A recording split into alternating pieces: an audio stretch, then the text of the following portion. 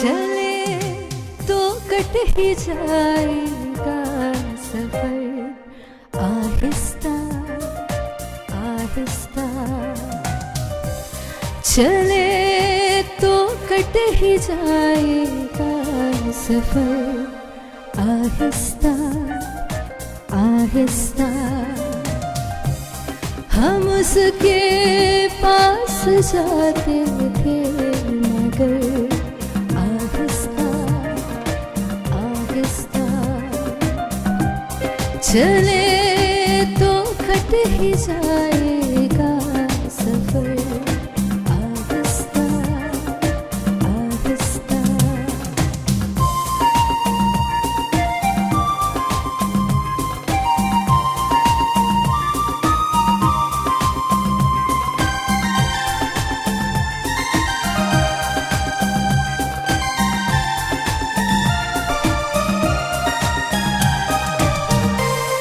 अभी तारों से खेलो, चांद की किरणों से ठहराओ।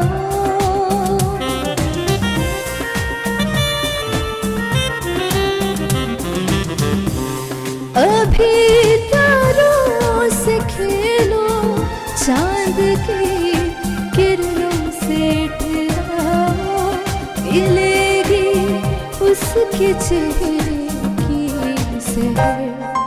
आहिस्ता आहिस्ता। चले तो कट ही जाएगा सफर, आहिस्ता आहिस्ता।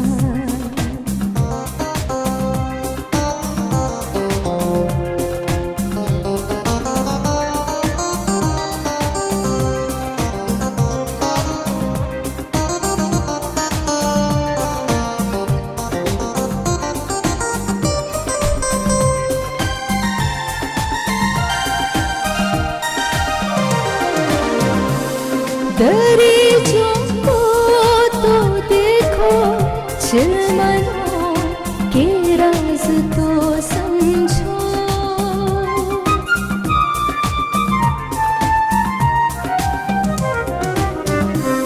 दरीचों को तो देखो, चिलमनों के राज तो समझो। उठाएंगे नहीं आहिस्ता आहिस्ता। हम उसके पास जाते थे मगर आहिस्ता आहिस्ता। चले तो कट ही जाएगा सफर, आहिस्ता आहिस्ता आहिस्ता आहिस्ता आहिस्ता आहिस्ता।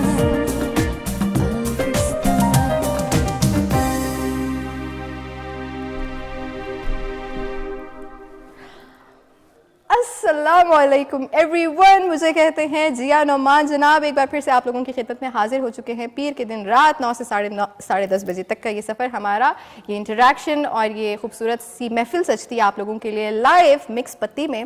और हर दफ़ा इस सोच के साथ और इस ख्याल के साथ कि आप लोग ठीक होंगे, अपनी अपनी स्क्रीन के सामने बैठे होंगे और हमारे शो का करे होंगे इंतज़ार, क्योंकि इस शो में डेफिनेटली इंटरेक्शन उस तरह से तो नहीं होता कि आपकी कॉल्स आती हैं और मैं सुनती हूँ और मैं बात करती हूँ। लेकिन मुझे ये मालूम होता है कि जितने भी K2 के व्यूअर्स हैं, जितने भी मेरी ऑडियंस है, जितने भी जिया नोमान को पसंद करते हैं या म्यूज़िक को पसंद करते हैं या इंटरटेनमेंट से भरपूर ख़बरों को पसंद करते हैं, वो ज़रूर इस शो का इंतज़ार कर रहे होंगे जनाब। तो आपको फ़र्दर इंतज़ार नहीं करवाएंगे, हम लोग हाजिर हो चुके हैं, आपके सामने आ चुके हैं इस वक्त लाइव। मौसम जो है वो अपने क्या कहते हैं तेवर दिखा रहा है। कभी बहुत थोड़ा सा बैलेंस हो जाता है, कभी गर्मी लगना शुरू हो जाती है, कभी एकदम से ठंड हो जाती है। लेकिन आज when I was coming for the show तो इट वाज ड्रिजलिंग और मैंने कहा अच्छा फिर से बारिश। तो इस्लामाबाद की यही खूबसूरती है कि हमें पता नहीं चलता, ये जो अनप्रिडिक्टेबिलिटी का फैक्टर है ये इस्लामाबाद में बहुत ज़्यादा जिसे कहते हैं कि इसका हमें नज़र आता रहता है और इसकी वजह से सेहत भी थोड़ी सी तबीयतें भी आजकल लोगों की ख़राब हो रही हैं। मेरी भी तबीयत कुछ नासाज रही, लेकिन ये जो हमारा यहाँ का इंटरेक्शन है ये इसकी इतनी आदत हो चुकी है हर हफ्ते के वो तबीयत कब ख़राब हो जाती है, लेकिन शो वाले दिन आपको फील हो रहा होता है कि नहीं यार नो मैटर व्हाट हमने ये जो है बैठना है, यहाँ पे आना है, सबके सामने परफॉर्म करना है, आप लोगों से बातचीत करनी है और आप लोगों को वो तमाम हफ्ते की अपडेट्स देनी है जो मेरे पॉइंट ऑफ व्यू के थ्रू आप लोगों तक पहुँचना बहुत ज़्यादा ज़रूरी है। जनाब शो में मैं डेफिनेटली अकेली नहीं होती, मेरे साथ मेरी पूरी टीम होती है, इट्स अ टीम एफर्ट।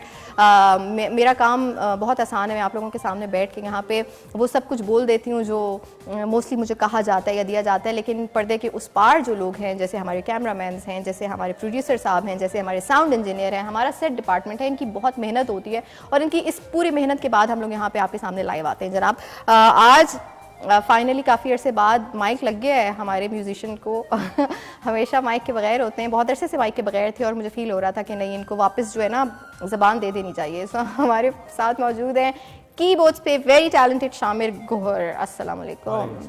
कैसे शामिर भाई? चले तो कट ही जाएगा सफ़र आहिस्ता आहिस्ता, तो कट रहा है सफ़र, कैसा चल रहा है? बस आपको पता है हम तो आहिस्ते आहिस्ते चला रहे हैं जी, चला रहे आहिस्ता आहिस्ता ही चलना चाहिए सफ़र, है ना? बिल्कुल जी, तेज़ियाँ नहीं होनी चाहिए। तेजियाँ नहीं, कुछ लोग तेजियाँ करते हैं वो फिर तेज़ियों वाले जो है ना वो लंबी चल नहीं सकती। मुझे ऐसा लगता है कि जो चीज़ बड़ी स्लोली डेवलप होती है और जो चीज़ बड़े सुकून के साथ और बड़ी खूबसूरती के साथ डेवलप होती है वो फिर रहती है, मेंटेन रहती है। हम जिस चीज़ में बहुत ज़्यादा तेज़ी दिखा रहे होते हैं ना वो चीज़ ख़राब हो जाती है। बिल्कुल ऐसे है जी, है ना? कुछ लोग होते हैं इतना इतना देर कर देते हैं, आपको पता ही नहीं है। कुछ लोग इतना आहिस्ता पता नहीं वो कितने आहिस्ता चलना चाह रहे हैं। ये जो आप मतलब की बातें कर रहे हैं ना वो नहीं कर रही अभी यहाँ पे। मुझे बताएं हफ्ता कैसा गुजरा आपका? अच्छा था, ठीक था? म्यूजिकली कैसा गुजरा? अच्छा मैं बिजी रहा थोड़ा सा, काफी बिजी रहे हैं। तो बिजी रहना जरूरी है जिंदगी में, बहुत ज्यादा जरूरी है जी। ये जितने भी लोग कहते हैं ना यार काम बहुत ज्यादा है, मैं बहुत थक गया हूँ, मैं बहुत परेशान हो रहा हूँ, यार ये क्या बात है, कोई रेस्ट करने का टाइम नहीं मिल रहा, आप यकीन माने आप ब्लेस्ड हैं। मैंने बहुत सारे ऐसे लोगों को देखा है कि जिनकी रिटायरमेंट जब हो जाती है तो वो लोग बेचारे डिप्रेशन के मरीज़ बन जाते हैं, वो बड़े अजीब सी सिचुएशन में आ जाते हैं, क्योंकि जब तक आप काम करते रहते हैं आपको लगता है कि आपको आपकी वर्थ फील होती रहती है, आपको लगता है यार आपका दिमाग भी चल रहा है, आपके माशाल्लाह हाथ पाँव भी चल रहे हैं, आप एक्टिव भी हैं। So it's a blessing. और मैं हमेशा एक बात कहती हूँ, काम कोई भी छोटा बड़ा नहीं होता, आपके काम से मोहब्बत होनी चाहिए, उसके साथ प्योरिटी होनी चाहिए, उसमें फोकस होना चाहिए। सो आपकी वो सारी मेहनत है और उससे आप काम को खूबसूरत बनाते हैं। छोटा बड़ा कोई काम नहीं होता, जिस काम से आपके घर में रोज़ी आ रही है वो बहुत बड़ा होता है।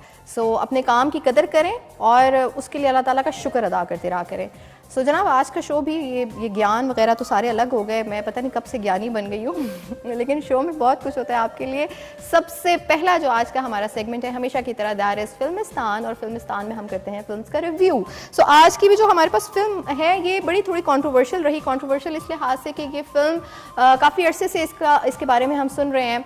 I am talking about Rawalpindi express, और जो कि शुएब अख्तर की ज़िंदगी पे जो है फिल्म बनाई जा रही है, बायोग्राफी है उनकी ज़िंदगी के ऊपर।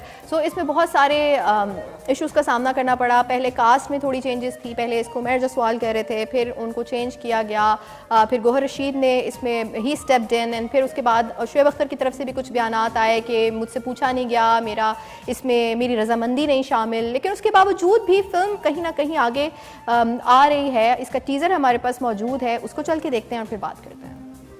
जी जनाब, रावलपिंडी एक्सप्रेस में इस वक्त हमें नज़र आ रहे थे गौहर रशीद। अच्छा, ये फिल्म मुझे लगता है कि अगर रिलीज़ हुई तो इसमें बहुत ज़्यादा पोटेंशियल है, क्योंकि ज़ाहिर है शुएब अख्तर की ज़िंदगी के ऊपर है। सो जो शुएब अख्तर के फ़ैन्स हैं, क्रिकेट के फ़ैन्स हैं, जिनको बायोग्राफीज वाली फिल्म्स पसंद हैं, इस जॉनरा को पसंद करते हैं, उनको ये बहुत अच्छी लगेगी। सो मैं पर्सनली बड़ा शौक से देखती अगर ये रिलीज़ हो जाती, लेकिन अभी मेरे ख्याल से इसे आगे से आगे किया जा रहा है। आई डोंट नो इसके पीछे क्या रीज़न है। कुछ कॉन्ट्रोवर्सीज इस तरह से भी सामने आ रही हैं कि शुएब अख्तर ने अपने आप को बिल्कुल इससे ये जो एसोसिएशन है इसको ख़त्म कर दिया। उन्होंने कहा है कि मैं इससे बिल्कुल भी एसोसिएटेड नहीं हूँ, मेरा कोई लेना देना नहीं है रावलपिंडी एक्सप्रेस के साथ। इससे पहले उमैर जसवाल ने इसको हाफ रिकॉर्ड करवा के, शूट करवा के, उसके बाद वो भी इससे डिसएसोसिएट हो गए। सो क्या ऐसी वजह है, डायरेक्टर्स की तरफ से कोई प्रेशर है या कोई स्टोरी में कोई ऐसी चीज़ है, बहुत ज़्यादा कंट्रोवर्सीज़ हैं, ऐसा क्या है जिसकी वजह से फिल्म जो है उससे लोग अपने आप को अलग कर रहे हैं? वैसे इसमें हमें गौहर रशीद नज़र आ रहा है। गौहर रशीद मुझे एज एन एक्टर बहुत पसंद है।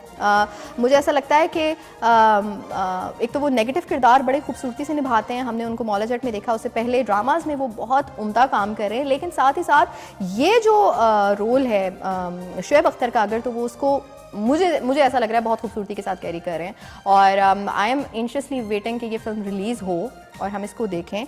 और कोई बात नहीं, अगर नहीं भी पसंद आएगी तो वो तब भी हम फीडबैक देंगे, लेकिन वो फिल्म रिलीज़ तो होनी चाहिए।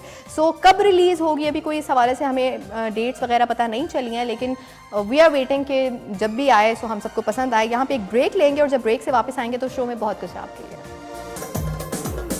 जी जनाब, वेलकम बैक करेंगे आपको मिक्स पत्ती में। और अभी ब्रेक से पहले हम लोग कर रहे थे बात रावलपिंडी एक्सप्रेस पे, और इसके हवाले से बड़ी डेप्थ में मुझे इन्फॉर्मेशन मिली ऑफ एयर जब हम थे, और हमारे जो कैमरामैन हैं शहबाज भाई वो मुझे कुछ बता रहे थे पर वो मुझे समझ नहीं आया। मैं ज़रा थोड़ा सा उस बारे में उनसे प्रॉपर जानकारी हासिल करूंगी और फिर मैं आप तक शो के एंड में ज़रूर बताऊंगी शुएब अख्तर का कहाँ से ताल्लुक़ है, उस गांव का क्या नाम है, उस एग्जैक्ट गली का क्या नाम है, वो सब कुछ शहबाज भाई को पता है। सो उस बारे में हम बात करेंगे। लेकिन आगे हमारे पास इस वक्त जो कंटेंट मौजूद है, हमारे पास एक गाना मौजूद है जनाब आसिम अजहर की आवाज़ में। आसिम अजहर मुझे बहुत पसंद है। शामिल भाई आपको कैसे लगते हैं? अच्छे हैं यार। नहीं, शक्लन नहीं पूछ रही, गाना कैसा गाते हैं? गाना भी ठीक गाते हैं यार। हैं? ठीक गाते हैं यार। ठीक गाते हैं? हाँ। मतलब अगर मैं आपको बोलूं कि आपने रेट करना है उन्हें 10 में से, तो कितना रेट करेंगे? 7। और मुझे 10 में से रेट करना हो तो कितना करेंगे? 10 में से 11। ओए ओए ओए, बस फिर ठीक है, जितना मर्जी करें। मेरी तरफ से आप 4 दे दें उसको। आसिम अजहर जनाब काफ़ी अरसे बाद नज़र आए हैं हमें। काफ़ी अरसे बाद नहीं, वैसे तो गाने करते रहते हैं, लेकिन इस दफ़ा उन्होंने अपने गाने में फीचर किया है सज्जल अली को। गाने का नाम है सैया, और मैंने अभी तक नहीं सुना। हमारे प्रोड्यूसर साहब ने कहा कि ये गाना ज़रूर सुनना चाहिए और हमें शो में भी प्ले करना चाहिए। तो let's go and enjoy this song together, फिर वापस आते हैं। जी जनाब, वेलकम बैक कहेंगे आपको मिक्स पत्ती में। मुझे तो बहुत पसंद आया ये गाना शामिल भाई, it was a good song. अच्छा सॉन्ग, बिल्कुल जी। अच्छा, आसिम अजहर की मुझे जो एक चीज़ बहुत पसंद है, if I rate him being a singer, उस तरह से सुन के, क्योंकि एक ऑडियंस जिस तरह से किसी भी सिंगर को सुनती है वो डिफरेंट होता है, लेकिन एक सिंगर किसी सिंगर को किस तरह से सुनता है वो डिफरेंट होता है, क्योंकि आप टेक्निकलिटीज़ को देख रहे होते हो, उन चीज़ों को डिफरेंट तरीके से। एक म्यूजिशियन का सुनना अलग होता है। सो मुझे ऐसा लगता है कि Asim Azhar is blessed in a way कि वो हर स्टाइल को बहुत अच्छे तरीके से निभाते हैं। मैंने कभी भी आसिम अजहर का कोई बेसुरा गाना नहीं सुना। मतलब उनके हर काम में एक तो सुर होता है, he works very hard on his compositions उनकी बड़ी डिफरेंट होती हैं, कमाल होती हैं। एट द सेम टाइम वो जिद्दत का भी ख्याल रखते हैं, उनका काम ओल्ड स्कूल नहीं होता। मुझे उनके हर काम में ऐसा लगता है कि ये इस दौर का काम है, लेकिन वो उस डगर पे नहीं चल रहे कि यार कुछ भी बना दो बस हिट हो जाए किसी भी तरह से। लिटरली लगता है कि मतलब लिरिक्स बाकायदा लिखे गए, कॉम्पोजिशन बाकायदा बनाई गई और फिर उसको गाया। सो मुझे तो if I have to rate Asim Azhar as a singer out of 10, तो I would rate him 10 out of 10। 10 out of 10? Great ji. लेकिन मेरे ख्याल में अगर आजकल आप कोई भी गाना सुनेंगे ना तो आपको बेसुरा नहीं लगेगा। वो ठीक है, वो मैं आपकी बात समझ, लेकिन he is an amazing live performer as well. मुझे मतलब लाइव सिंगर बहुत अच्छे हैं, मैंने उनको कॉन्सर्ट्स में सुना है, बहुत अच्छा गाते हैं लाइव। वैसे तो ये बात बहुत हद तक ठीक है कि मैं किसी भी सिंगर को रेट तब करती हूँ कि जब वो लाइव अच्छा गाता हो। तो स्टूडियो में जाके तो रिकॉर्ड करवाना, जैसे कि शामिल भाई ने बोला, बहुत आसान है, कोई भी अब आपको बेसुरा साउंड नहीं करेगा।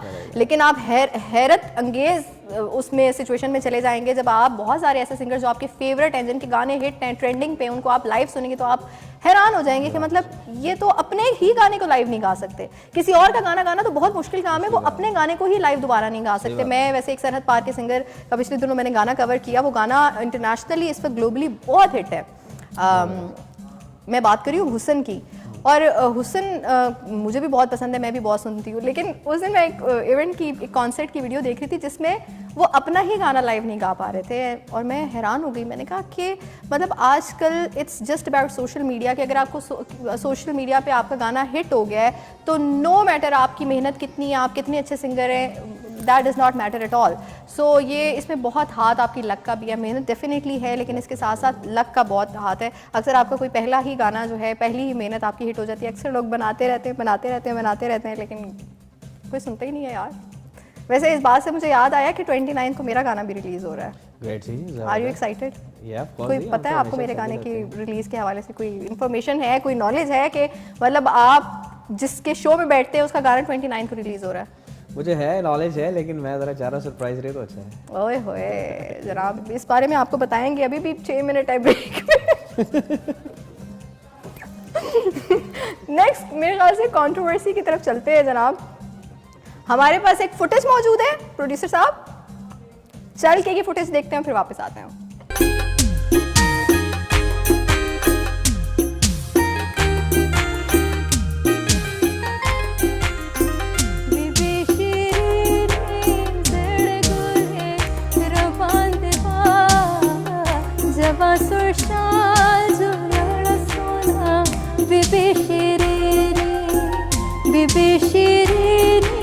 जान मेरी करो नजराना, तेरे सर की कसम है ये मेरा तेरा दीवाना।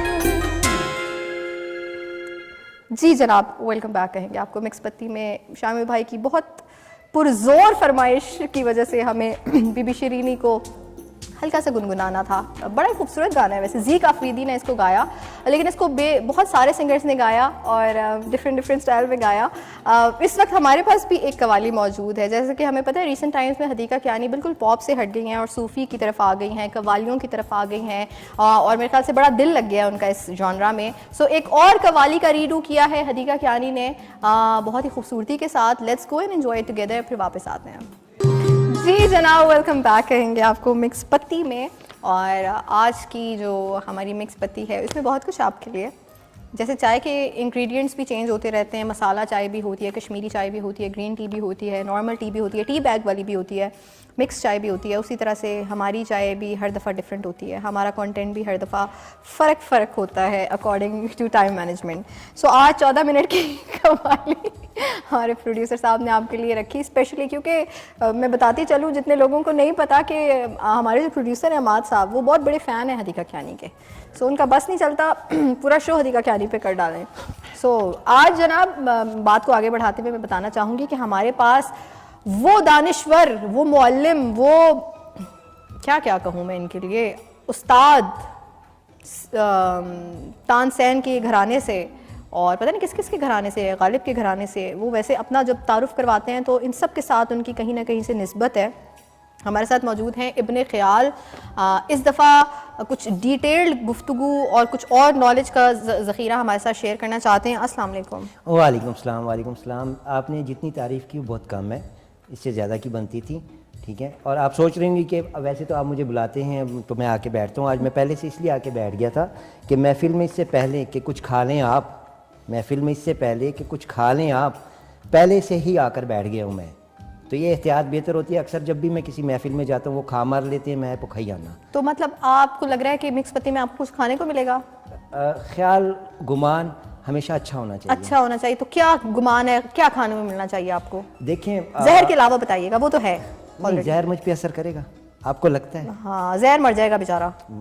आप यकीन कीजिए, अक्सर सांप जो है ना वो मुझे जहर भरवाने के लिए आते हैं, रिचार्ज करवाने के लिए आते हैं। मेरी लोगों की इजी लोड की दुकान होती है, मेरी जहर लोड की दुकान है। तो सर किसी दिन आप जाके प्रोड्यूसर साहब को लग क्यों नहीं जाते, इंजेक्ट कर दें आप? देखें, सांप का जहर अजदा को कभी नहीं लगता, ये याद रखिएगा। ओके। एनाकोंडा पे असर नहीं करता, ठीक है। वो रिचार्ज नहीं हो सकता, क्योंकि देखें मोबाइल रिचार्ज जिस तरह हो सकता है ना, तो मोबाइल रिचार्ज हो सकता है, रेडियो नहीं रिचार्ज हो सकता। तो वो बेसिकली सांपों का जो है ना एनाकोंडा है। एनाकोंडा है, ठीक है ठीक है। तो ये बड़ी हमने एक, इसके अलावा बताएं हाल चाल कैसा है? ये तो छोड़े बात, बस क्या बताऊं, मैं हैरान इस बात पे हूँ कि लोगों के पास और कोई काम नहीं है। गली से गुजरो, मोहल्ले से गुजरो, दुकानों पे खड़े हो जाओ, हर तरफ cricket cricket cricket. Sir cricket नहीं, गिरगिट बोल दे, मैं तो कहती हूँ आप। क्रिकेट होता है सर, क्रिकेट। वही ना, आप 5 मिनट पहले दही वाली की दुकान पे जाएं तो कोई टीम खेल रही होती है, 10 मिनट बाद जाए तो कोई दूसरी टीम खेल रही है। पीएसएल, ये पीएसएल का मेला लगता है हर साल। इसमें पाकिस्तान के हर शहर को सेलिब्रेट किया जाता है। लाहौर की अपनी टीम है, लाहौर कलंदर्स, इस्लामाबाद यूनाइटेड, कराची किंग्स। तो इस तरह से ये एक तरह समझे कि क्रिकेट को सेलिब्रेट कर रहे हैं पाकिस्तान पे इतने खूबसूरत लेवल पे। अच्छा है। देखिए, हमने भी कोशिश की थी, हमने खवातीन की पीएसएल करवाने की कोशिश की थी। अच्छा। ठीक है। अब इनका पीएसएल जो है 11 दिन 21 दिन चलता है। हाँ जी। हमारा पहला मैच जो है वो 30 दिन से ऊपर चला गया था, खत्म ही नहीं हुआ। मतलब क्यों, समझ नहीं आई? भाई, खवातीन दो इकट्ठी होके घंटों बातें करती है, तो 11 खवातीन इकट्ठी होके तो उन्होंने तो दिमाग दही करनी थी। ठीक यार है, वो ये तो इनकी इल्जाम वही है। बातें चल रही थी। ये जो लोग औरतों को बातू नहीं कहते, मैं अगर बताऊं मर्द कितनी बातें करते हैं ना, जब ये दोस्त आपस में यकीन करें, बॉलर बॉल कराने के लिए गया, अंपायर के पास रुक के उससे कह रहे थे बाजी हेयर स्टाइल कितों बनवाई, आधा घंटे वो इस पे बात करते रहे। ठीक है कि नहीं। सामने वाला जो है, जो बैट्समैन है, वो पीछे विकेट कीपर को कह रही है रजिया इस दफ़ा सूट जड़ा तू सही नहीं सुआया। ठीक है, अब सारा दिन हम इसी चक्रों में रहे कि किसी का सूट अच्छा नहीं बना, मैच किसी का हो वो नहीं नहीं बना, सका। तो मैच किसी गलत से होना था। अच्छा, आज मैच पे बात करनी है जरा। क्रिकेट को जानते हैं, क्रिकेट के बारे में भी आप है वैसे, आपकी नॉलेज इस हवाले से भी? जितनी मेरी है उतने तो खुद क्रिकेटर को नहीं है। ओए अच्छा, आप यकीन कीजिए, मुझे बहुत सारे चैनल नहीं बुलाते क्योंकि मैं जाता ही नहीं हूँ। ठीक है, हाँ, आप नहीं जाते हैं। क्योंकि देखिए उन्होंने जिन लोगों को बिठाया होता है उनको आज तक ये नहीं पता कि क्रिकेट है क्या चीज़। उन्होंने खुद कभी एक मैच नहीं मेरा खेला पहला होता। सवाल ही इब्ने ख्याल साहब आपसे, इब्ने आलिम भी कह सकते हैं आपको, तो इब्ने ख्याल साहब आपसे पहला सवाल ही मेरा ये है कि अगर क्रिकेट के बारे में बात करनी है तो जरा हम पीछे जाते हैं, बिल्कुल पीछे। कौन है? ओ नहीं, ओ सर इधर आके बैठे हैं। पीछे से मुराद है मेरी कि वक्त तारीख की तरफ चलते हैं पीछे। मुझे बताएं क्रिकेट जो है कब और कैसे इजाद हुई? ये आपने बहुत बेवकूफ़ाना नहीं, मतलब बहुत ही समझदाराना सवाल किया है। हाँ जी, मैं आपको आज आप जो नकली अमिताभ बने हुए हैं, आप जवाब देंगे। असली पैसे ने काटा है। असल में आपको ये बता रहा था कि आम तौर पे जो हम किताबें पढ़ते हैं, जो हमें बताया जाता है, जो हमने सीखा है, जो हमने देखा है, उसमें ये कहते हैं क्रिकेट जो है वो अंग्रेज़ों की इजाद है। अच्छा। ये गलत है। ये गलत है? ये बिल्कुल गलत किसकी है। इजाद है? देखिए, ये बेसिकली क्रिकेट जो है ये मुगलिया दौर में शुरू हुई थी। अच्छा। ये मुगलों की इजाद है। मुगल क्या करते थे? मुगलिया जो सल्तनत के जो बादशाह होते थे, उन्होंने काम तो कोई नहीं होता सी, वो खेड़ते ही रहते थे। कोई कबूतर उड़ाता था, कोई बटेर लड़ाता था, कोई जो है वो मतलब क्या उसे कहते हैं, तीतर लड़ाता होता था। ठीक है। तो वो वहीं से एक दिन ऐसा हुआ, ये क्रिकेट जब इजाद हुई, इसके बारे में जब मैंने तहकीक की तो अकबर बादशाह के दौर में, अकबर बादशाह के दौर जी, में, अकबर बादशाह के दौर में, तो अकबर बादशाह और शहजादा सलीम को तो आप जानते हैं कि शेखू, जी जी मेरा दोस्त है। शेखुपुर का छोटा भाई जो है शेखू, वो जो है चूंकि कबूतर उड़ाता होता था तो उसके अब्बे ने उसको शेखू के डांटा। साथ बड़ी थी दोस्ती मेरी। हाँ, उन्होंने उसको डांटा कि पुत्र सारा दिन कबूतर ही उड़ाना रहना है, ठीक है कि नहीं। तो उन्होंने कहा अब्बा जी तुम भी सारा दिन ते अपना वो करते रहते हो, वो अंदर कोई मुंह ते टेप ला दे प्रोड्यूसर दे, हमारे प्रोड्यूसर को। हाँ जी, ठीक है। तो हुआ ये कि शेखू को जब डांट पड़ी तो वो गुस्से से गया धोबी घाट। आपने देखा होगा धोबी घाट पे जो है वो धोबी, ऐसे हाँ, ऐसे करके। हाँ, लेकिन उसके साथ एक और चीज़ होती है जिससे वो कपड़ों को कूटते हैं। जी जी जी, बल्ला सा होता है। हाँ जी, बल्ला सा होता है उसको, जिसके बारे में कहा जाता है ना कि धोबी का कुत्ता, धोबी घाट। उस धोबी का कुत्ता ना घर का ना घाट का। तो ये वो वाला कुत्ता नहीं, भोंगटे वाला नहीं। अच्छा। कुत्ता बेसिकली वही होता है जिससे आप कपड़े तो धोते हैं। आप ही कह रहे हैं कि ये जो क्रिकेट है ये कुत्ता और बॉल की गेम है आपस में? जी सर, ये वो कुत्ता था और बच्चे वहाँ पे बेसिकली बंटे खेल रहे थे। तो एक ने अपना बंटा फेंका है तो वो जो धोबी है उसने उसको हिट किया है। तो शहजादा सलीम को बड़ा पसंद है, उसने क्या यार तो बड़ी अच्छी गेम, बड़ी क्रिएटिविटी हो गई है। तो हुआ ये कि ये आस्ते आस्ते उन्होंने खेलना शुरू किया, तो वो बंटे फेंकते थे और ये गतके से मारते थे। हुआ ये कि वास्को डे गामा जो है वो जब बड़े सगीर आ रहा था, कौन? वास्को डे गामा जो है वो बड़े सगीर जब आया था, उसने जब बड़े सगीर को दरियाफ्त किया था, ठीक है, उसका छोटा भाई था शबीर खान स्वाति गामा, ठीक है।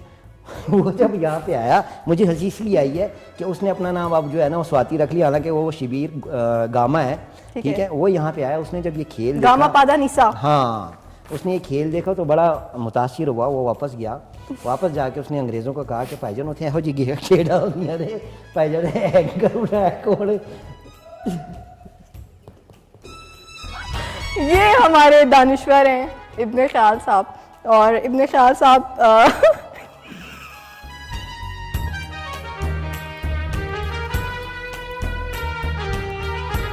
क्रिकेट के हवाले से इनको बड़ी नॉलेज है जनाब।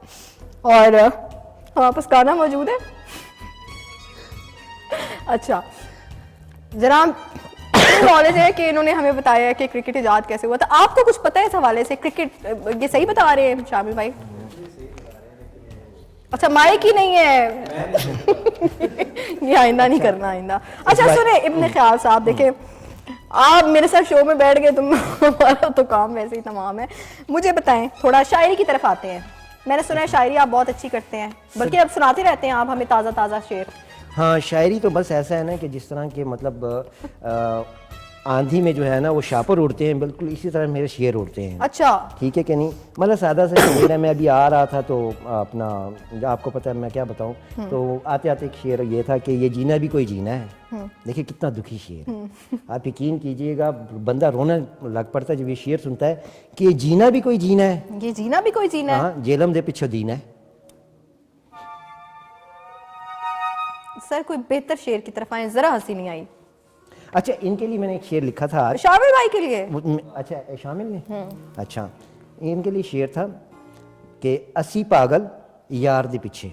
80 पागल यार दे पीछे। देखें, हीर रांझे वाली स्टोरी मैंने कैच की है कि 80 पागल यार दे पीछे, यार पागल किसी और दे पीछे। लव ट्रायंगल, ठीक है। हाँ, वो पागल किसी और दे पीछे। नहीं, ये ट्रायंगल नहीं, आगे जा रही है रोड। अच्छा, फिर सारे पागल आगे पीछे। सर इसके अलावा और क्या क्या करते हैं आप? क्योंकि बाकी तो देखिए, मैं रोटियां बहुत अच्छी बना लेता हूँ, सालन अच्छा बना लेता हूँ, कपड़े अच्छे धो लेता हूँ, सफाई से बहुत अच्छी कर लेता हूँ। क्रिकेट की तरफ आए वापस। हाँ, ये आ जाए। देखिए, इल्म हिकमत की बात किया करें, ठीक है ना? क्योंकि देखिए पीएसएल का टाइम है, आज वैसे भी मैच हो रहा था। कोई अपडेट दें जनाब, लाहौर और इस्लामाबाद के बीच में क्या सिचुएशन है, उस हवाले से भी हमें ज़रा बताएंगे। क्योंकि जब तक मैंने देखा था तो लाहौर बैटिंग कर चुका था और फिर इस्लामाबाद की बारी थी। वो वहाँ क्या हो रहा है क्रिकेट में, उसके हवाले से भी हम चाहेंगे कि प्रोड्यूसर साहब हमें थोड़ा सा इन्फॉर्म करें। लेकिन आगे आपसे पूछते हैं, आपने हमें बता तो दिया कैसे इजाद हुआ था। मुझे ये बताएं कि पहला मैच किन दो टीमों के दरमियान था? ये अकबर आजम और शेखू के दरमियान था। शेखू और अकबर आजम। हाँ, ट्रॉफी जो थी वो अनारकली थी, ठीक है कि नहीं।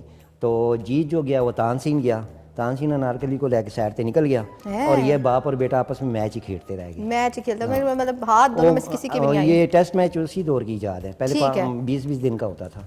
अच्छा, मुझे बताएं कि ये जो सर पीएसएल है, अभी जैसे आप बता रहे थे ना, कभी कोई टीम खेल रही होती है, कभी कोई टीम खेल रही होती है, वैसे ये पीएसएल कैसे इजाद हुआ है? चले क्रिकेट वर्ल्ड कप और रशीदा खाला है, ठीक है हमारी, तो वो अपना उनका ना बेसिकली जो काम था, आपको याद होगा। एक सेकंड सर, सदके को तैयार रखें, आशिर वजाहत वाले, किसी भी वक्त जरूरत पड़ सकती है। हाँ जी, है हाल है यार, हम लोगों का मतलब इल्म वाली बात जो है ना, लोग हंसी में उड़ा देते हैं। हाँ जी, ठीक है। तो मैं ये बता रहा था कि जो रशीदा खाला है, ठीक है, उनकी बेटी थी सबा लोड वाली। सबा लोड वाली मुझे सबसे कहती थी 50 रुपए का लोड करा दो। तो उसकी अम्मा ने कहा, बेटी तुम ये जो मतलब इस तरह आरएक्स से लोड मांग रही हो, ठीक है, तो इससे तो तुम्हारी वाकफियत बन गई होगी, तो तुम टीमें क्यों नहीं बना लेती? ठीक है कि नहीं। उनको इकट्ठा करती है और फिर सारी टीमों को इकट्ठा करके उनको फिर बीच में तकसीम करती हैं, तकसीम करके तो उनको 11-11 करके तो उनको खिलाएंगे, तो उनसे जो पैसे आएंगे उससे हम अच्छी हो जाएंगे। तो ये पीएसएल का आइडिया बेसिकली वहाँ से चला था। ये सबा लोड वाली का आइडिया था। सबा लोड वाली का, उसकी अम्मा का आइडिया। ये सुन के ना हमारा जो पीसीबी है वो आग लगा लेगा, पूरी इदारे को आग लग जाएगी कि सबा लोड वाली के आइडिया पे पीएसएल चल रहा है और इतना कारोबार हो रहा है। नहीं, देखें, क्रेडिट देख काम कोई करता है, क्रेडिट कोई ले जाता है, हमेशा ऐसे ही होता है सर। आपने देखा होगा कि अक्सर जब शजरकारी की मुहिम शुरू होती है तो एक बेचारा मजदूर जो है वो सारा दिन टोया खोदता है। जब वो टोया खुद जाता है फिर उसके अंदर पौधा वो रख देता है, तो फिर कोई मिनिस्टर आके उसके ऊपर सिर्फ पानी डालता है, तस्वीर उसकी छपती है कि उसने इफ्तिताह किया। हालांकि जो पीछे बेलचा लेके खड़ा है उसका कोई जिक्र नहीं होता। तो ये कोई अलमिया नहीं है, ये हमारी मतलब आदत, ये आदत है हमारी लोगों का। काम जो है उनकी मेहनत, उनकी क्रिएटिविटी, उनका थॉट प्रोसेस, उस पर अपना नाम टैग लगा के आपने। अच्छा, इसी पे मैं आपको बताऊं, आज बड़ा अजीब सा वाकया हुआ। मैं उठा हूँ सुबह, ठीक है सर, नहीं उठना था ना, तो खिड़की से देखा तो गली में कोई नहीं था। अच्छा, यकीन, मैं परेशान हो गया। किसने खड़ा? आपने किसके इंतजार में थे? कौन खड़ा होता? मैंने खिड़की खोली तो खिड़की से देखा तो कोई गली में कोई नहीं था। अच्छा, मैं गली में जाके देखा है तो खिड़की में कोई नहीं था। अजीब, मतलब सर मैं चाहती हूँ, एक गाना आया है बड़ा पसंद है मुझे आजकल का मेरा फेवरेट सॉन्ग है, नाम है उसका सदके। मेरे ख्याल से अभी तो सदके कुर्बान नहीं हुआ जा रहा, ब्रेक आ गई है। ब्रेक ले लेते हैं, फिर वापस आते हैं। मैं दिमाग थोड़ा अपना नॉर्मल करती हूँ कि ये क्या हो रहा है शो में, और फिर बात करते हैं। क्या मतलब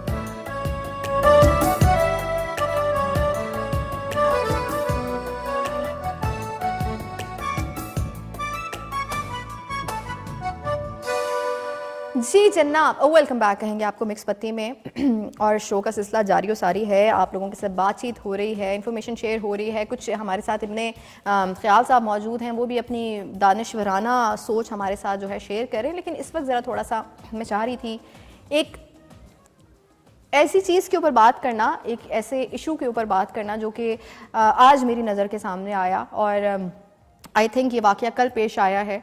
सोशल मीडिया का दौर है, आपको पता है कुछ भी होता है तो वो हम तक with in hours, with in बल्कि मिनट्स भी पहुंच जाता है। लेकिन ये एक ऐसा वाक़या था जो कि मेरे ख्याल से इस सोसाइटी में नया नहीं है, लेकिन हर दफ़ा जब होता है तो बहुत दिल परेशान होता है, बहुत सोच का शिकार हो जाता है कि ये चीज़ कब स्टॉप होगी। मैं बात कर रही हूँ उस वाक़े की जिसमें एक औरत जो है अपने शौहर के साथ मार्केट में थी और कैलीग्राफी, और उसमें कुछ भी लिखा जा सकता है, उसमें आप कोई मज़ाहिया बात भी कह सकते हैं, उसमें कोई जोक भी लिखा जा सकता है, कोई नाम भी लिखा जा सकता है, कुछ भी लिखा जा सकता है, एक ज़बान है, एक अंदाज़ है।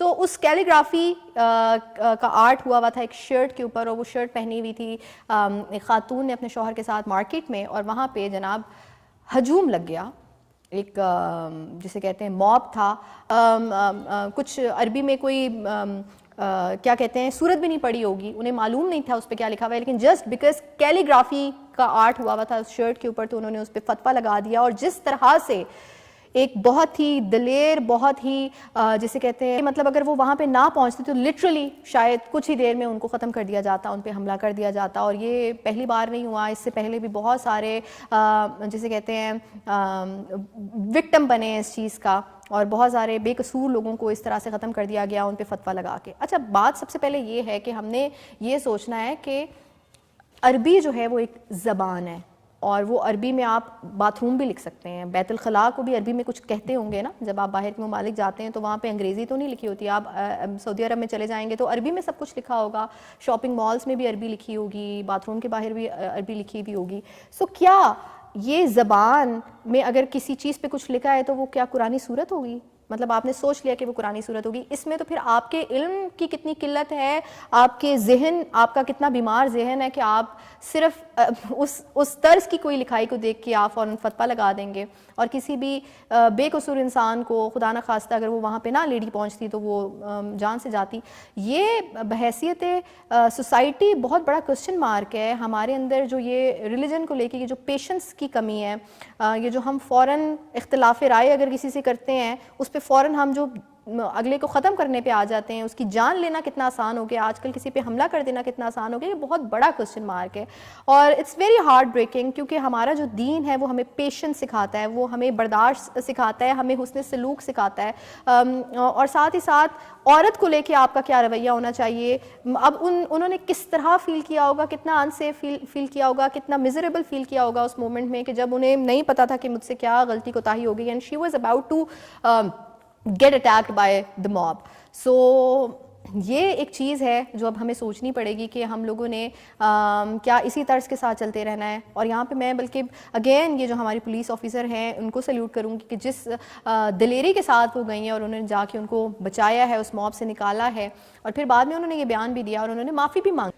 हम लोगों ने कुरान को सिर्फ पढ़ा है जी, हमें ना उसका तर्जुमे का पता है, ना हमें उसके मानों का पता है। हमने उसे सिर्फ अपनी एक रूटीन की किताब माजरत के साथ वो समझ के ना पढ़ा है उसको। पढ़ा है, बिल्कुल ठीक है। और फिर हम उस जगह पे जा चुके हुए हैं जहाँ पे हमें ये प्रूफ करवाना होता है कि जी मुझसे बड़ा जो है ना वो आशिक कोई नहीं है, बिल्कुल ठीक है, और उसके लिए चाहे मुझे किसी की जान लेनी पड़े। अब उस मजमे को अगर आप गौर से देखें तो उसमें माशाल्लाह से कुछ असाब ऐसे भी थे जिनको माशाल्लाह जिनकी शक्ल सूरत ऐसी थी कि वो लग रहा थे कि वो उन्होंने मतलब वो आप उसे मौलवी कह सकते हैं, आलिम कह सकते हैं, ठीक है कि नहीं। उनमें से मैं हैरान इस बात पे कि इतने लोगों में से कोई बंदा ऐसा नहीं था कि जो कह देते भाईजान एक मिनट, आजकल तो सोशल मीडिया का दौर है ना, तो आपके पास मोबाइल होता है, गूगल होता है, आप उसकी एक तस्वीर उतारते हो, उस लफ्ज़ को आप स्कैन करते हो और आप उसका तर्जुमा ढूंढते हो, तो आपको पता लगता है जी हलवा लिखा हुआ है, हलवा या इसका मतलब ये कि बहुत खूबसूरत, बहुत प्यारा, बहुत मीठा, बिल्कुल ऐसे ही है, ये उसका माना बन रहा है, ठीक है। नहीं, हर एक ने उसका यही लिया कि भाईजान नहीं इस खातून तो ये तो जी कोई कुरानी सूरत लिखी हुई है। मतलब मैं हैरान इस बात पे हूँ कि ये नौबत भी क्यों आए कि उनको वो स्कैन करना पड़े। क्या आप दीन के ठेकेदार हैं? मतलब ये पेशेंस हमारे दीन में तो ये वाली इंटॉलरेंस है ही नहीं कि अगर आप बाहर की कंट्रीज में चले जाएंगे तो वो आपका दीन तो फॉलो नहीं करते हैं। तो क्या आप लोगों को सोचे जिस टाइम ज़लज़ला आता है, ठीक है, सेकंडों का होता है ना, 2 सेकंड 3 सेकंड 5 सेकंड का, हम लोग कितना डर जाते हैं, सब हिल जाते हैं, क्योंकि हमें ना चाहते हुए मौत नजर आ रही होती। आप उस खातून की जगह पे खुद को मेंटल सोचें स्टेट उनका किस कि वो बेतहाशा लोगों के बीच में घिरी हुई है, मर्दों के बीच में। मर्दों के बीच में, और उनका उसे एक ही आवाज़ आ रही है कि इसकी गर्दन काटनी है, इसको मार देना हाँ है। जी, वो 10 मिनट, 15 मिनट, 20 मिनट, आधा घंटा उस औरत पे कैसे गुजरा होगा और वो अब किस कैफियत में होगी, किसी बिल्कुल को ऐसे नहीं ही है। पता। उसके बावजूद लेकिन उन्होंने माफी मांगी है, जो सबसे ज्यादा हार्ट ब्रेकिंग चीज ये है कि उन्होंने माफी मांगी है। वो इसलिए कि जाहिलों से माफ़ी मांग लेनी चाहिए। ये याद रखिए, अगर आप जाहिलों से माफ़ी नहीं मांगोगी तो वो कल को फिर इस तरह से करेंगे। सिर्फ इतना मैं कहना चाहूंगी इससे पहले कि हम ब्रेक लें, अरबी एक ज़बान है, जैसे उर्दू एक ज़बान है, अंग्रेज़ी एक ज़बान है, उसी तरह से अरबी एक ज़बान है। अरबी में कोई गाली भी लिखी जा सकती है। इसका ये मतलब नहीं है कि आपने उसे फौरन चूमना शुरू कर देना है, या आपके इल्म की वैसे किल्लत है, इसी से या मुझे आपकी याद है, जहालत है। हमारे एक दोस्त थे, वो सऊदीया गए तो वहाँ एक दीवार के ऊपर अरबी में लिखा हुआ था, तो उन्होंने इसे चूमना शुरू कर दिया। कि अरबी तो लिखी साथ, है? हाँ, उन्होंने कहा चूमना शुरू, साथ उन्होंने चपेड़ मारी, अन्नी दिया है बैतुल खला लिखा है। बैतुल खला लिखा है, तो कहने ये का तो मतलब हमारी ये है, सोच देखो है। खुदा का वास्ता है, अगर नहीं समझ आती तो मत बोला करें, ठीक है, पहले समझें कि है क्या, उसके बाद आप स्टेप लें। आप स्टेप पहले लेते हैं, सोचते बाद भी हैं। ये बड़ा अलमिया है जनाब। एक ब्रेक लेते हैं, ब्रेक से वापस आएंगे तो शो में यहाँ पे हम मौजूद हैं।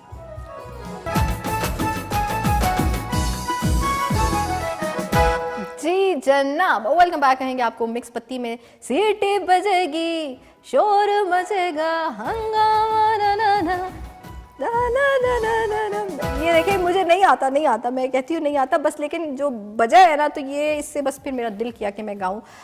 PSL का एंथम मुझे ऐसा लगता है अली ज़फ़र से बेहतर कोई नहीं गा सकता। He proved it. तो मुझे बड़ा उनकी आवाज़ में हमेशा से अच्छा लगता है। जनाब आगे चलेंगे, आपको पता है कि हमारे इंटरटेनमेंट इंडस्ट्री के कुछ ऐसे नाम हैं जो कि बड़े स्ट्रेट फॉरवर्ड, बड़े ब्लंट, बड़े क्लियर हैं कि उन्हें ज़िंदगी में क्या चाहिए, उन्हें अपने फ़ैन से क्या चाहिए। वो सोशल मीडिया पे भी, मतलब मैं जिक्र कर रही हूँ नादिया ख़ान का। नादिया ख़ान हमेशा से बड़ी ब्लंट रही हैं, बड़ी स्ट्रेट फॉरवर्ड रही हैं, और सोशल मीडिया पे भी अगर कभी आप उनके लाइव सेशंस को, लाइव स्ट्रीम्स को देखें तो आप बड़ा इंजॉय करेंगे, क्योंकि जो उनका स्पॉन्टेनियस रिस्पांस होता है, जो उनका एक एटीट्यूड है, वो बड़ा ही मज़ेदार है। So she has some new rules about her social media. एक वीडियो हमारे पास देखते हैं क्या है उसमें, और फिर बात करते हैं।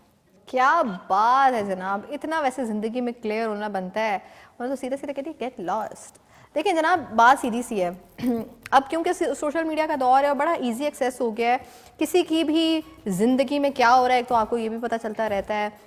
उनकी प्रोफाइल की पे जो उनकी एक्टिविटीज़ होती हैं, उनके स्टेटसेस होते हैं, उनकी पोस्ट होती हैं, उन पे आप जाके कुछ भी कह सकते हैं, कोई भी ओपिनियन दे सकते हैं। जैसे अभी हम थोड़ी देर पहले आयमा बेग के हवाले से बात कर रहे थे कि जब वो ब्रेकअप से गुजर रही थी तो उनके हवाले से लोग क्या कह रहे थे, किस चीज़ से वो गुजरी, और एक पॉइंट आया कि उन्हें लगा कि उन्हें खुदा ना खास्ता अपनी जान ले लेनी चाहिए। उसी तरह से इतने लोग, हर बंदा इतना हेड स्ट्रॉन्ग नहीं होता, लेकिन नादिया ख़ान का यहाँ पे हमने देखा है कि उन्होंने साफ कह दिया है जनाब कि मेरे सोशल मीडिया हैंडल पे, मेरे अकाउंट पे वही लोग रहेंगे अब जो कि मेरे फैंस हैं, जो मुझसे प्यार करते हैं, जो मेरे लिए अच्छा सोचते हैं, और जो खुशी खुशी मेरा कंटेंट देखना चाहते हैं। अगर आपने मेरे प्रोफाइल पे आके मेरी चीज़ों को देखना भी है, व्यू भी करना, एंटरटेन भी होना है, लेकिन फिर जाके कोई बात बुरी लिख देनी है, कोई आपने अब्यूजिव कमेंट कर देना है, तो फिर मैं आपको उठा के ब्लॉक कर दूंगी। मेरे ख्याल से it is very much needed. ये जो हम ये तो कहते हैं कि यार आपको इस चीज़ से फ़र्क नहीं पड़ना चाहिए, लेकिन फ़र्क बहैसियत इंसान पड़ता है। I can relate to this कि अगर मैं कोई गाना गाती हूँ और मेरे गाने पे आके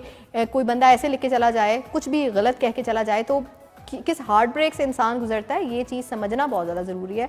हमें अपने बारे में तो कोई कुछ कहे तो पसंद नहीं है, लेकिन हम किसी के भी बारे में जाके कुछ भी लिख देते हैं। तो ये बड़ा क्लियर कट उन्होंने एक मैसेज दिया है, और जितने भी लोग देख रहे हैं, जितने भी लोग नादिया ख़ान को फॉलो करते हैं, मेरे ख्याल से वो समझ गए होंगे। तो ज़रा थोड़ा सा काइंड हो जाए, अच्छे हो जाएँ, कुछ सीख लें। अभी भी अगर इतने सारे सिखाने वाले प्लेटफॉर्म्स के होने के बावजूद, हमारे इधर बैठ के बताने के बावजूद अगर आप कुछ नहीं सीखेंगे, ज़िंदगी का कोई फ़ायदा नहीं है जनाब। ज़रा अच्छे कंटेंट की तरफ अगर हम बात कर रहे थे तो एक गाने की तरफ चलते हैं। इब्ने ख्याल साहब, मौसीकी से शगफ रखते हैं आप यकीन कीजिएगा, ठीक है, मैं तो सर के लोग सराहना रखते हैं, ठीक है कि नहीं, मैंने ढोलकी रखी होती है, ढोलकी पे सर रख के सोते हाँ, हैं। मैं उस पर ढोलकी पे सर, उससे जो होता है ना, सुर जो है वो दिमाग में गर्दिश करते रहते हैं। सुर दिमाग में गर्दिश करते हैं, तभी इस गर्दिश के बाद फिर आप ये फजूल कंटेंट बनाते हैं। नहीं, आपको क्या पता है, मैं जो शायरी मैं करता हूँ, ठीक है, उसकी नकल नहीं होती, नकाल्स होती हैं। नकाल्स, हाँ, वो इतनी ज़्यादा होती हैं कि वो मतलब आपको हर रद्दी वाले के पास मिलेगी, आपको हर पकौड़े वाले जिसमें आपको पकौड़ा डाल के उसपे देखो भी होगा, होती हैं। हर जो तनूर वाला है जिस कागज में आपको लपेट के आम है आपकी ये कि शायरी। अवामी शायर हूँ ना मैं। अवामी शायर हैं हाँ, अवामी शायर हूँ, जैसे एक अवामी लीडर है पिंडी का, इस तरह मैं अवामी शायर हूँ। आप ठीक है इसी कि तरह नहीं? हैं। हाँ, ना ओदी कोई आजकल सुनता है ना मेरी कोई सुनता आपकी है। भी कोई नहीं सुनता, लेकिन हम यहाँ पे एक गाना ज़रूर सुनेंगे। जनाब हम जिक्र कर रहे हैं, ये गाना आजकल का मेरा बहुत ही फेवरेट सॉन्ग है, बिकॉज ज़रा इनकी भी थोड़ी सी स्टोरी बताते चलें। बड़े यंग सिंगर्स हैं दोनों, आशिर वजाहत और निहाल नसीम। लेकिन if we talk about Ashir Wajahat Rauf के बेटे हैं, फेमस फिल्म डायरेक्टर हैं, उनके बेटे हैं आशिर वजाहत। और आशिर वजाहत को हमेशा बहुत ही क्रिटिसिज्म का, बहुत ही ट्रोल का सामना हुआ जी कि तुम बेसुरे हो, तुम क्या गा रहे हो, कैसे गा रहे हो। मैंने पहले भी जिक्र किया था इस हवाले से, लेकिन कहते हैं ना टाइम और मेहनत जो है वो प्रूव कर देता है और आपको जवाब नहीं देना पड़ता। आपका जो कामयाबी है, आपकी सक्सेस है, वही बहुत भारी भरकम जवाब होता है। जनाब उनका गाना सदके इस वक्त तमाम जो है म्यूज़िक प्लेटफॉर्म जितने भी हैं उन पे ट्रेंडिंग पे है। और एक तो वो गाना डिज़र्व करता है कि वो ट्रेंडिंग पे हो, क्योंकि it has a very amazing vibe, बड़ा मज़ेदार ग्रूव है और उसके अंदर वो जो एक कव्वाली वाला टच है वो बहुत हिट हुआ है। So let's go and enjoy the song together, फिर वापस आते हैं जी। जन्नत के जानम प्यार तुमसे है, टाइटल है सॉन्ग का सदके, और आशिर वजाहत और निहाल नसीम। मुझे बहुत अच्छा लगा, आई होप आप लोगों को भी पसंद आया होगा। It has a very modern vibe भी है, सुरीला भी है, थोड़ा सा आपने इसमें जो है हिप हॉप टेक्नो बीट्स को भी सुना, थोड़ा सा आजकल की म्यूज़िक, और बीच में जो इसमें आपने हारमोनियम का पीस सुना जो कि कव्वाली का टच दिया, वो जो पीस है ना वो आपकी इंस्टाग्राम रील्स पे बहुत ज़्यादा हिट है। सो आजकल पूरा गाना सुनने का किसी के पास टाइम नहीं होता, हमेशा किसी उस गाने का कोई 10 सेकंड का पोर्शन ही हिट होता है। सो पेशेंस लेवल वैसे ही आपको पता है पाकिस्तान का क्या, पूरी दुनिया में पेशेंस लेवल ख़त्म हो चुका है सोशल मीडिया के बाद, क्योंकि इतना ज़्यादा कंटेंट है, इतनी ज़्यादा वैरायटी है कि आप जल्दी जल्दी स्क्रॉल कर रहे होते हैं और आप कह रहे होते हैं कि यार इन 5 सेकंड्स में ये चीज़ मुझे मुतासिर करे तो मैं रुक के देखूँगा पूरा, अदरवाइज़ कोई सीन ही नहीं है, कोई चांस ही नहीं है। तो ये जो 10 सेकंड्स है इसके कि जानम प्यार तुमसे है मेरी जाना, नजर के तीर ना समझे ना ना ना ना ना ना ना ना। दिस स्मॉल पोर्शन, इतना सा पोर्शन, और इसकी वजह से पूरा सॉन्ग हिट हो गया है। तो ये इतनी सी गेम है जनाब, पता भी नहीं चलता। कोशिश करें जब भी अपना कंटेंट बनाएं, आजकल जितने भी कंटेंट क्रिएटर्स हैं, जितने भी सिंगर्स हैं, उनके लिए ये एक एडवाइस है, कोशिश करें कि उस पूरे गाने में, उस 3 मिनट के सॉन्ग में 10 सेकंड ज़रूर ऐसे रखें जो आप वायरल कंटेंट के पॉइंट ऑफ व्यू से सोच रहे हो कि ये मैं अगर इंस्टाग्राम पे डालूंगा या फेसबुक पे डालूंगा, ये लोग सुनेंगे तो इंजॉय करेंगे। सो ये आजकल के वक्त के साथ चलना बहुत ज़रूरी है। लेकिन इसका गाना मैंने सुना है, ठीक है, इसके गाने में जिससे जो मुझे जो लगा है, ये जो फीलिंग्स हैं, ठीक है कि नहीं, ये शादी से पहले की हैं कि जानम प्यार तुमसे है। हाँ, ये सारे चीज़ें जो होती है ना जो शादी के बाद होती हैं, तो उस पर मैंने एक गज़ल लिखी थी, ठीक है, जो बाद में चोरी हुई और उसे कहा गया कि जब से तूने मुझे दीवाना बनाया रखा है, ठीक है। ये मतलब आबिदा जी का कलाम है? नहीं, उन्होंने खुद नहीं किया था, ये उन्होंने मेरी कॉपी से सफ़ा फाड़ के उन्होंने वो किया था। ओरिजिनली जो था वो था कि जो मैंने लिखा था उसमें इन्होंने चेंजेस किए। अच्छा जी, ठीक है कि नहीं। तो जो मैंने लिखा था वो कुछ और था, वो कुछ यूँ था कि जब से बेगम ने मुझे मुर्गा बना रखा है, ठीक है, मैंने नज़रों को भी सर की तरह झुका रखा है, और बर्तनों आज मेरे सर पे बरसते क्यों हो, मैंने धो धो के तुम्हें कितना सजा रखा है। क्या बात, ठीक है। पहले बैलन ने बनाया मेरे सर पे घूमड़ और चमटे ने मेरा गाल सजा रखा है, ठीक है कि नहीं। और वही दुनिया में मुकद्दर का सिकंदर ठहरा जिसने ख़ुद को यहाँ शादी से बचा रखा है, और रोज़ लेती है तलाशियों पुलिस की मानिंद, पूछती है कहाँ पैसों को छुपा रखा है, और पीजा इस मार की तलखी को भी हंसकर हसरत, मार खाने में भी कुदरत ने मज़ा रखा है। मार खाने में भी कुदरत ने मज़ा रखा है, और वो भी अगर बीवी की मार हो तो क्या ही बात है। बहुत गहरी बात, बहुत अच्छी एडवाइस। ये जो लोग जो चोरी करते हैं, मुझे ये समझ लीजिए वो हिट हो जाते हैं, जिन्होंने ओरिजिनल लिखा होता है वो बेचारे कितने जाते हैं, वो सर आपकी तरह रुलते हैं बस, फिर यही है। ये बस अलमिया नहीं है, बल्कि ये हकीकत है sir. Thank you so much, अपना इतना जो है नॉलेज, शुक्रिया की जरूरत नहीं है, मैं वैसे वेला फिर रहा मैं चलो हाँ, तो आ गया इनका वक्त बर्बाद कर दो, लेकिन फिर भी शुक्रिया कहेंगे आपका। थैंक यू सो मच शाबिल भाई, आपका बहुत ज़्यादा शुक्रिया, हमारे देखने वालों का बहुत ज़्यादा शुक्रिया, हमारे तमाम जो हमारी टीम है, इस ये टीम एफर्ट है, अगेन मैं यही कहूँगी। और इसके बाद हम लोग जो है यहाँ पे आपके सामने आते हैं और परफॉर्म करते हैं। जाते जाते खूबसूरत सॉन्ग भी आपके लिए पेश करेंगे। क्या गा रहे हैं आज हम? आपकी नज़रों ने समझा प्यार के काबिल हमें, शाहुल भाई डिसाइड करते हैं हमारे गाने। जनाब अपना रखना है बेहद ख्याल, इंशाल्लाह अगले हफ्ते आप लोगों से मुलाकात होगी। Over to you.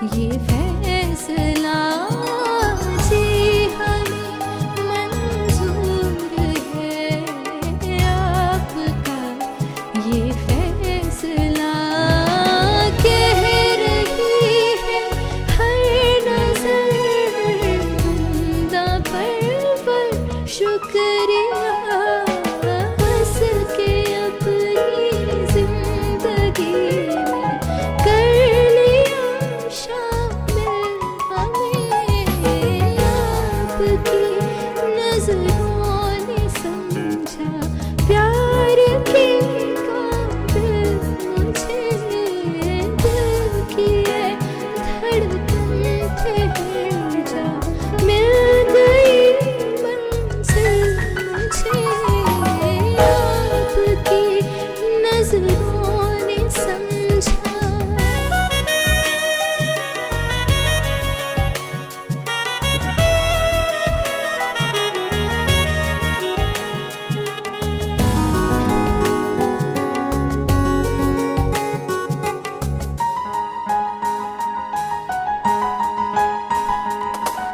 आपकी मंजिल हूँ मैं, मेरी मंजिल आप है, आपकी